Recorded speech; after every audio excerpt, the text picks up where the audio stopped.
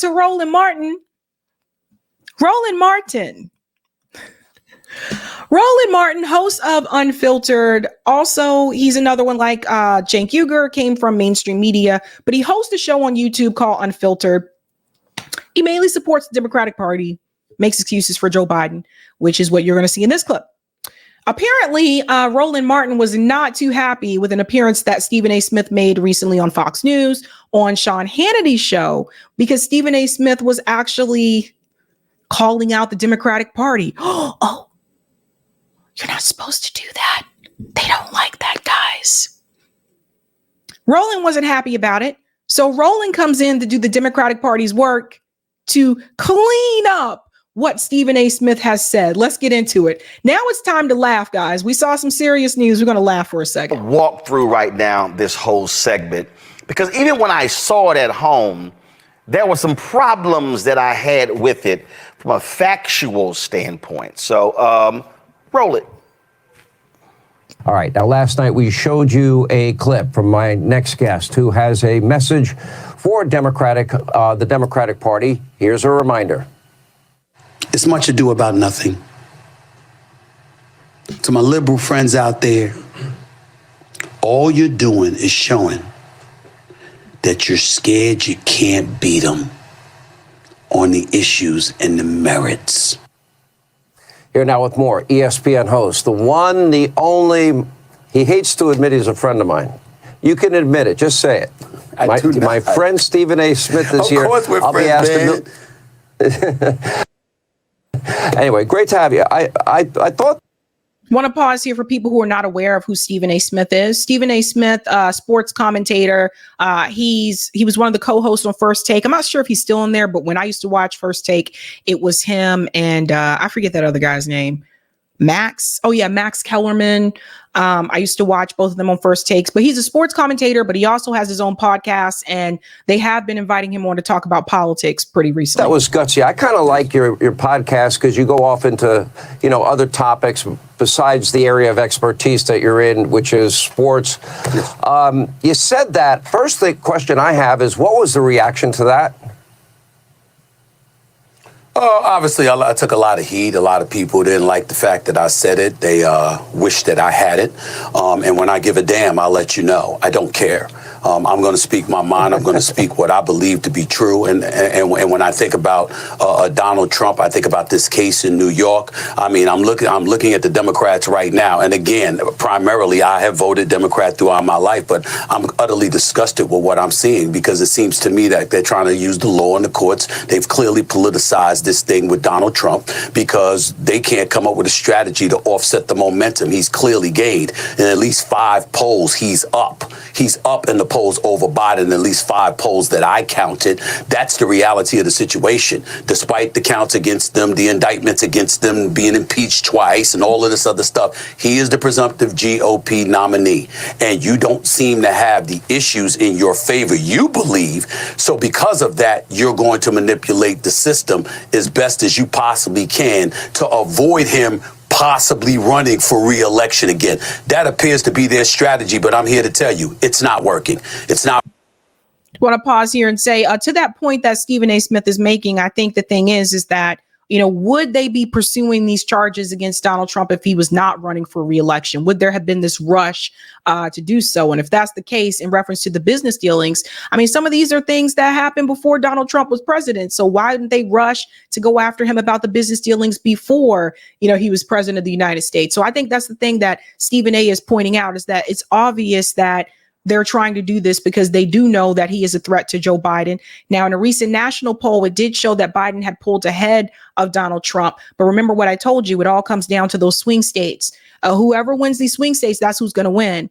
And when you look at the polls in the swing states, Joe Biden is not beating Donald Trump in those swing states. So I think it's important to keep your eye on that. Working at all. And to be quite honest with you, I don't mind the fact that it's not working, because I might not be a supporter of Donald Trump, but I want him to lose the right way. I want him to lose because you have better ideas and you make your case to the American people better than he does.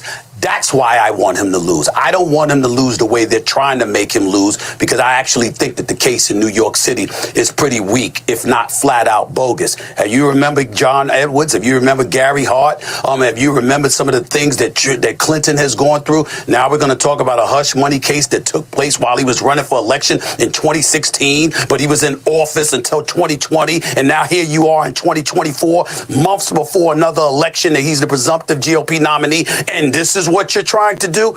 It's a disgrace. It's weak. It's pathetic. And somebody needs to say it. The Democrats need to come up with a better strategy. Woo! We all can have our opinion on something, but what we cannot have are our own facts on something.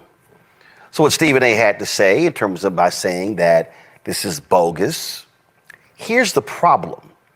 What Donald Trump is on trial for is literally the exact same thing his attorney pled guilty on. Henry, go to my iPad. Let me pause here for a second. Because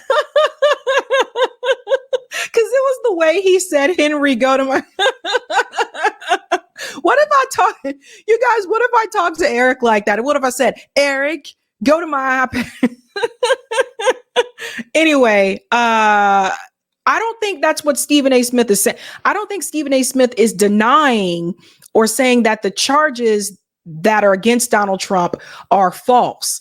I think when Stephen A. Smith said that it's bogus, he's talking about the timing of everything, which he explained earlier on. So yeah, the timing is suspect. Yeah, it is ridiculous. Stephen A. Smith isn't saying that Donald Trump is innocent. He's not saying that Donald Trump is guilty. But when you look at the timeline and you look at how things have played out and you look at the fact that he's also running for re-election, yeah, it's ridiculous. So I think Roland is ignoring that on purpose. Go to my iPad, Henry. This is a press release from August 21st, 2018, from the Department of Justice, from the U.S. Attorney's Office, the Southern District of New York. It says Michael Cohen pleads guilty in Manhattan federal court to 8 counts, including criminal tax evasion and campaign finance violations. So wait a minute. If the charges against Trump are bogus, were the charges against Michael Cohen bogus? Again, I don't think Stephen A. Smith said the charges were bogus. I think he's talking about the way the events have played out. JB said, Henry, release the hounds. Guys, I'm going to try to get through this without laughing. Seriously. Sorry. The facts are the facts. If you break the law, you break the law. Here we have the attorney for Donald Trump who pled guilty to the charges. That wasn't a Democratic setup. No Democrat made Donald Trump illegally pay off a porn star and use his attorney to hide the payoff because he did not want the voters to know about it. Roland, you know what's messed up about this is that there are so many other politicians who are corrupt, who have committed corruption, right? So, where was that same power and passion against all the other corrupt politicians? So that's the thing. It's just, again, it is the timing. It is the timing of it. So Donald Trump has not been president since 2020. So it's like, really? And just after he announces that he's running for re-election, let's hit him with this, let's hit him with that. Uppercut, jab to the left, jab to the right. It's the timing of it, son. So what Stephen A. Smith is saying is that if you are going to win the right way. Don't beat Donald Trump by bringing all these charges against him, which we want to talk about charges. We got Joe Biden's name attached to Hunter Biden's business dealings in Ukraine with Burisma. A lot of these politicians are corrupt. So if you're going to try to take Donald Trump down, why aren't you trying to take all the other politicians down as well? Oh, I forgot, they're not running for president. let me remind Stephen A. and Sean Hannity.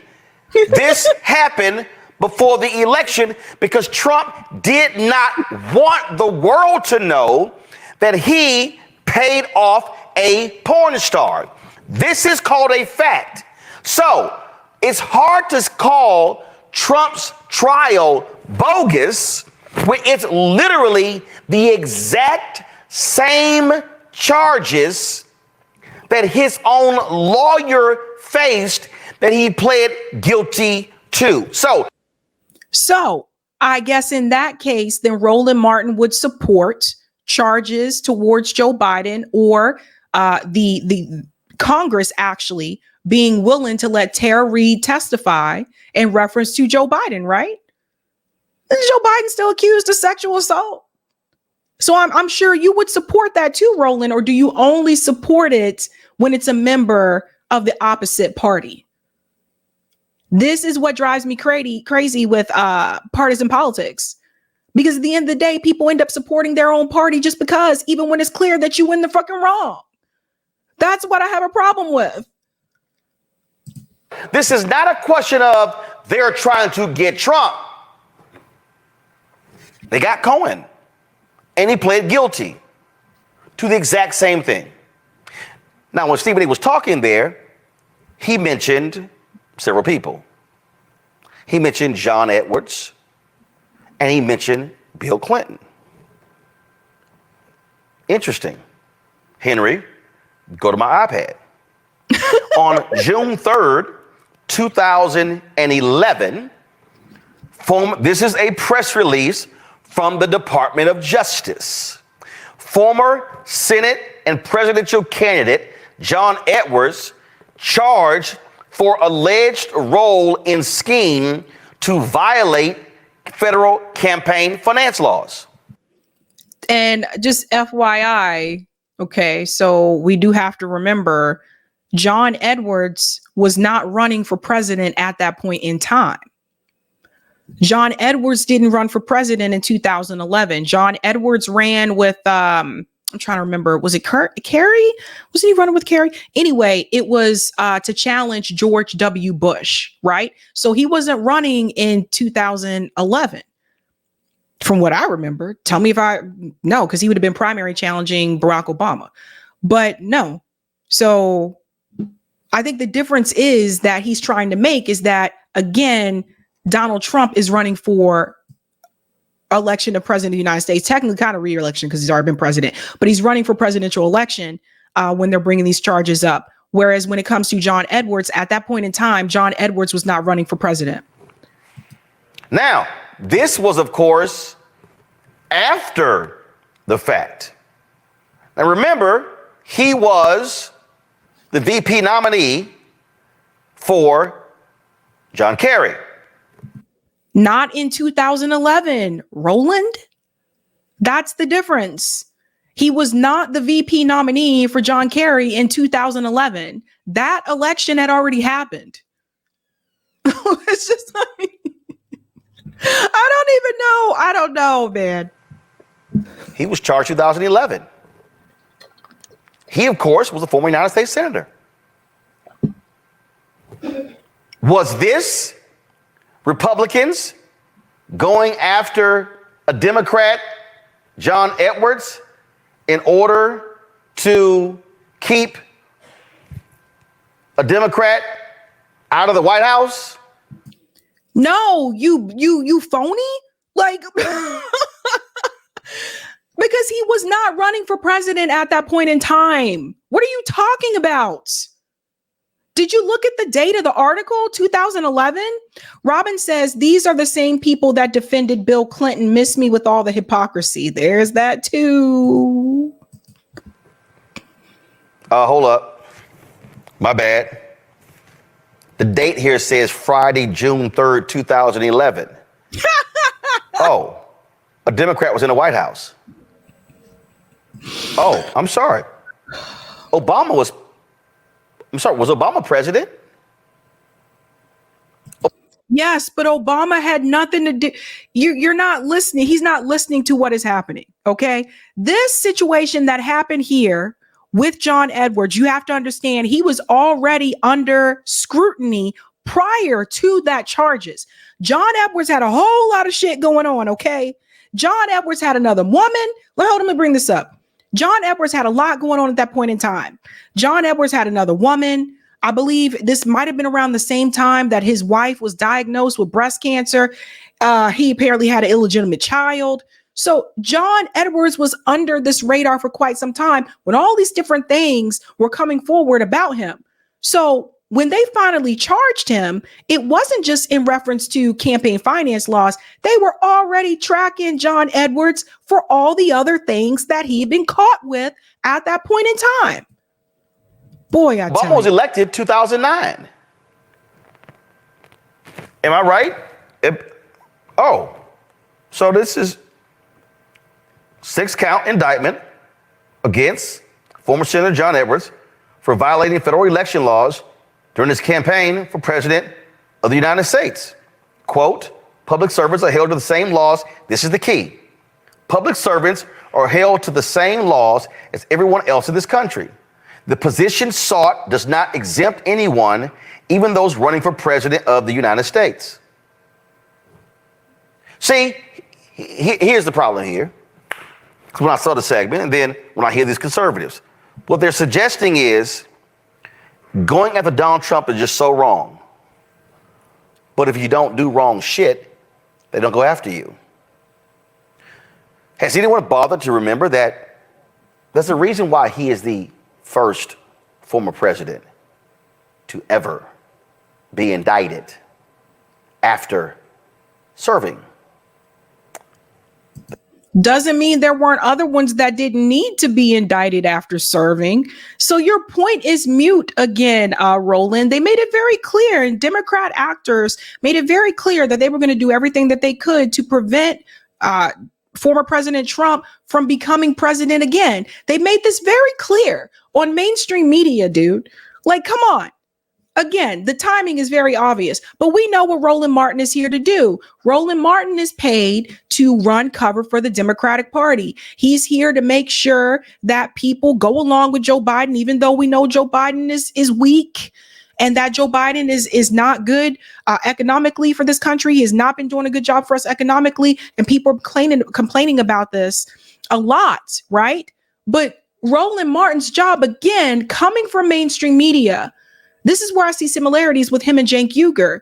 Both of them came from mainstream media defending the Democrats, right? And then they come over to YouTube and they're supposed to be independent and all that stuff, but they're still defending the Democratic Party. Like, yeah, they'll give criticisms here and there, but they're still going to tell you to support these people. This is what they're paid to do. Because he did wrong shit. Now, Stephen A. also mentioned, well, he did these things before he won, and they waited all this time. That's because there is a document in the Department of Justice, which, by the way, was written under the Richard Nixon Department of Justice, because it was written so he could not get indicted while president, that says you can't go after a president while they're in office. But the point that Stephen A. is making is that in reference to the business dealings, so to speak, remember, the story about Stormy Daniels, that was revealed when Donald Trump was running for president. He wasn't in the White House yet. What are you talking about, Roland? Some of these things are things that happened prior to Donald Trump actually becoming president of the United States. What are you talking about, Roll? I mean, don't be so quick. I don't agree with Stephen A. Smith all the time, but don't be so quick to defend Joe Biden that you come out here trying to, basically throw Stephen A. Smith under the bus to carry water for Biden. That's actually a DOJ letter. That's actually not a ruling from a judge. That's not a ruling from the Supreme Court. That's not a law from Congress. That is a memo written under the Nixon Department of Justice. These folks are facts. That's the case. Now, the actions of Trump took place before. Guess what? Can't go after him while he's president. You pursue the charges afterwards because he no longer has immunity from prosecution. So that's actually why you waited. And then when we talk about these cases against Donald Trump, when we look at these 4 indictments, okay, you got the hush money, you got that one. And then of course, you have the federal indictments on classified documents in Florida. Why is that important? Are we really bringing up the classified document story when Joe Biden was also caught with classified documents when he was vice president? He's been caught with these documents as of last year. They found documents at one of his homes in Delaware.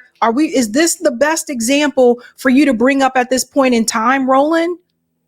Probably not, because all that shows is, again, similarities between Trump and Biden.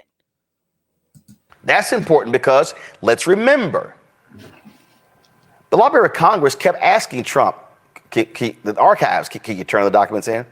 Can you turn them in? He wouldn't turn them in. Can you please turn the documents in? He wouldn't turn them in. Can you turn the documents in? He wouldn't turn them in. Can you turn the documents in? He wouldn't turn them in. The lawyers were negotiating with his lawyers for a very long time. He told his lawyers what he didn't have. Then, of course, he said, oh, no, I didn't move documents, but he did. He wasn't the only person who was charged. What did he? So, Stephen A., Sean Hannity, why is that a case? Because he broke the law.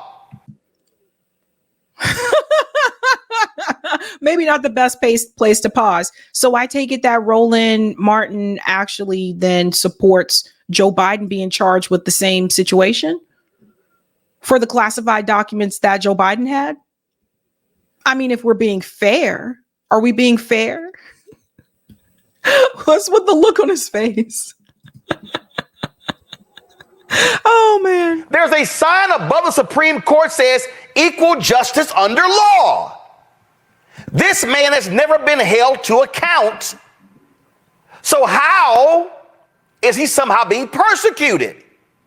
All he had to do was turn the documents in. End of conversation. No FBI showing up at Mar-a-Lago, no lawyers, no indictments, no drama, no trial. No, he said, my documents. I can keep my documents. But he was wrong. They were classified documents. He did not declassify them while president. You can't declassify when you no longer have the power.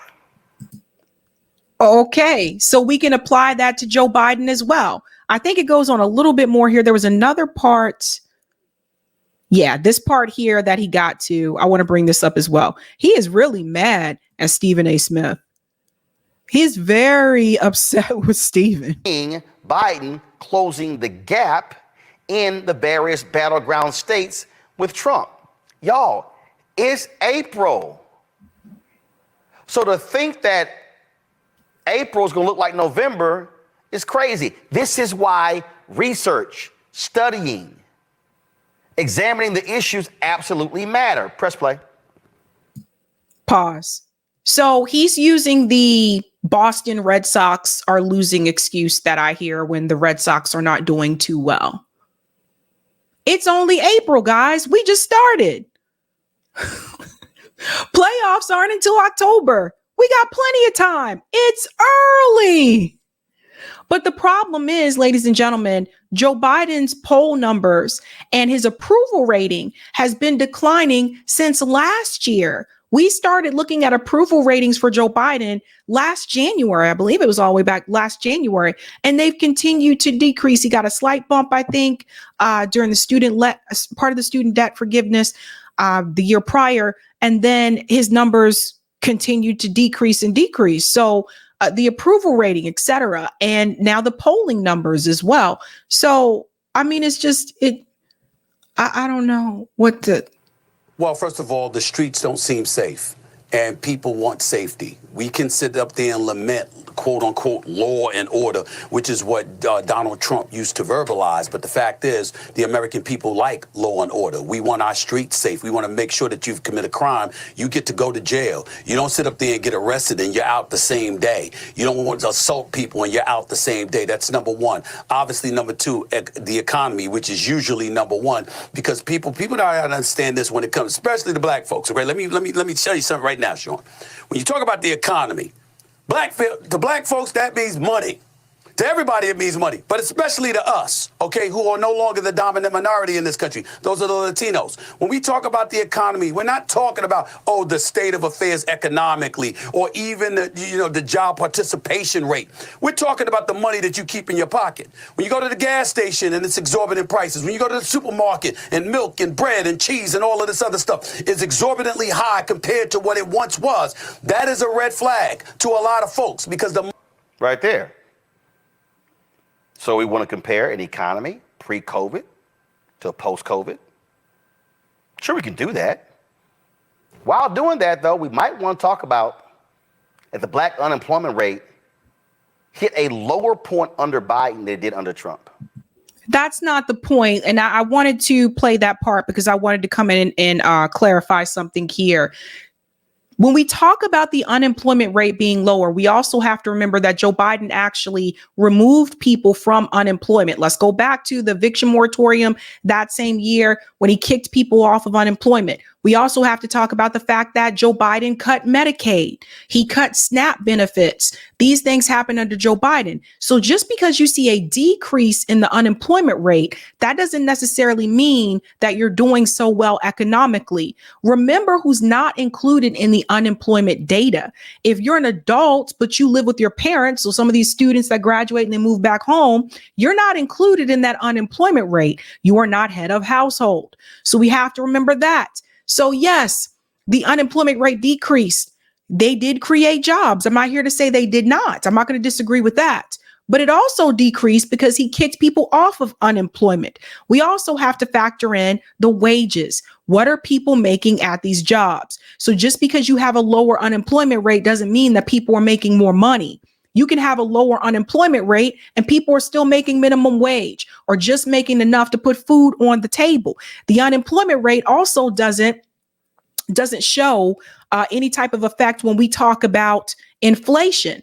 So even though the unemployment rate may be lower, what does that have to do with the price of food at the grocery store, right? So if the unemployment rate's lower, but the wages are not increasing the way that they should to a living wage, and the prices are increasing, which I have dealt with, that unemployment rate doesn't really mean much, Roland. So people like Roland Martin that are part of like the Black Boule, they're a part of that type of class of folk that I am not a part of. They don't understand this, or maybe he does understand it, but he's refusing not to. They don't really want to break this down for their audience because the thing is, people like Roland Martin are not affected the way that the average working class person is. And neither is Stephen A. Let's continue a little bit more here. We might want to talk about that more black businesses have been created under Biden than Trump.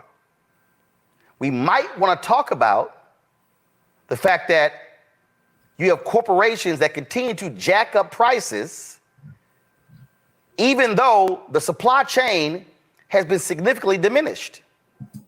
Those corporations and the donor class and the corporate class aren't doing anything that Joe Biden doesn't want them to do. There are executive orders that he could actually implement to prevent those things from happening. And he has chosen not to do that. So there's that. Again, this is Roland misleading his audience and leaving out the things that Joe Biden can do by executive order. Great. More black businesses created. That's good news. However, creating a business and sustaining a business are two different things. People create businesses all the time. Do they last? And what are the reasons why they usually don't last? People run out of capital. So you have to think about all these things factor in together. He's just pointing out things that just, so what? You know how many businesses fail?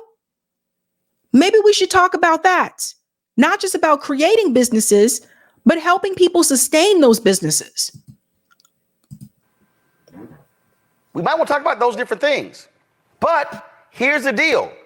Even with all of that, the fact of the matter is, when you look at these numbers, and this right here was the Newsweek story that just dropped last week, Donald Trump's hopes of black support stung by a new poll.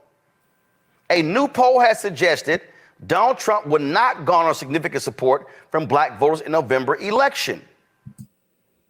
Yes, but which we did not expect. I didn't expect him to get majority support from black voters, but you can't deny the fact that he has increased support from black voters than prior to 2020 and 2016. The numbers from black voter support for Donald Trump actually increased. Meanwhile, Joe Biden has been losing black voter support. So it's important that you tell the whole story. This is the Pew Research poll. It says 83% of black voters favor the Democratic Party, a 3% decline from 1994 when 86% aligned in this way. 12% support the Republican Party. This marks a 1% decline from 94 when 13% supported the party. Y'all, this is the... That's the party. So let me break this down. You see what he did? That was kind of sneaky. The last poll that I saw had Donald Trump at 20% support from black voters. He didn't have that in 2020. He didn't have that in 2016. Now, this poll that he's referring to refers to the Democratic Party and the Republican Party. There's a big difference between asking someone if they support a political party versus asking them if they support a certain politician. Because you could say you don't support the Republican Party, but if the poll says, do you support Donald Trump, you may actually answer differently. So that's not the same thing. We got to leave, Roland. We got to leave. Because it was really painful, honestly, to watch him try to sit there and defend Joe Biden, because I'm sitting there saying to myself, like, dude, I'm not saying that Joe Biden didn't do anything. What I am saying, though, given the fact that he was entering that presidency during the height of a pandemic, he should have done more. And there were things that he could have done by executive order, and he decided not to.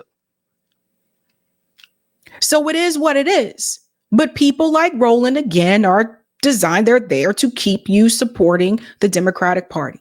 That's why so when someone like Stephen A. Smith goes on to Fox News and he says what he says, that's problematic for Roland Martin, because he's supposed to try to keep people in the Democratic Party.